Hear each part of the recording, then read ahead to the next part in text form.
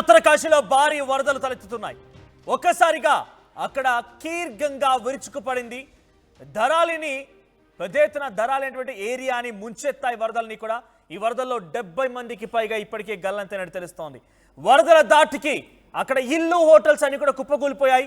శిథిలాల కింద ఇంకా వందలాది మంది చిక్కున్నటువంటి పెద్ద ఎత్తున అక్కడి అధికారులు అంచనా వేస్తున్నారు. ఇక్కడ మీరు చూడొచ్చు, ఆర్టీవీ స్క్రీన్ పై రైట్ సైడ్ బాక్స్ లో మీకు కనబడుతుంది, అది కీర్ గంగా నది.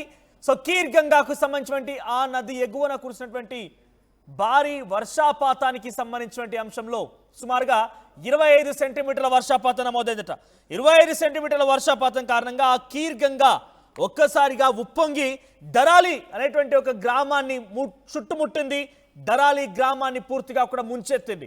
ఉత్తరాఖండ్లోని ఉత్తరకాశీలో ఎగువన కురిసినటువంటి ఆ వర్షం కారణంగా కీర్ గంగా ఉప్పొంగి ఆ విజువల్స్ మనం చూస్తున్నాం లెఫ్ట్ సైడ్ బాక్స్ లో. చాలా భయంకరమైన విజువల్స్ అవన్నీ కూడా.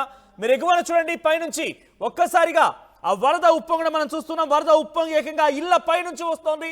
ఆ వరద వస్తున్న క్రమంలో ఒక్కసారిగా ఇళ్ళని కుప్పగూలిపోతున్నాయి. హోటల్స్, నివాసాలన్నీ కూడా కుప్పగూలిపోతున్నాయి, కింద నేలవాలుతున్నాయి. ప్రస్తుతానికి ఆ భయానకమైన విజువల్స్ మనం ఆర్టీవీ స్క్రీన్ పై చూస్తూ ఉన్నాం. సో ఏదేమైనా చూడండి, అక్కడ నది ఎంత ఘోరాతి ఘోరంగా వాయినాడ్లో మనం చూసాం. గతంలో వాయినాడ్, కేరళ వాయినాడ్లో ఇటువంటి భయానకమైన దృశ్యాలు మనం గమనించాం.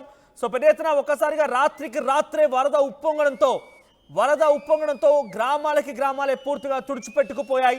ఆ గ్రామాల్లోని ప్రజలంతా కూడా వరదలు కొట్టుకుపోయారు. ఒకరిద్దరు ఏకంగా కొన్ని వందలాది మంది, 300-400 మంది మరణించినట్టుగా మనం చూసాం. ఆర్టీవీ కూడా అక్కడికి వెళ్ళి గ్రౌండ్ రిపోర్ట్ కూడా చేసింది. ఆర్టీవీ మీకు కేరళ నుంచి కూడా అప్డేట్స్ అందించే ప్రయత్నం చేసింది.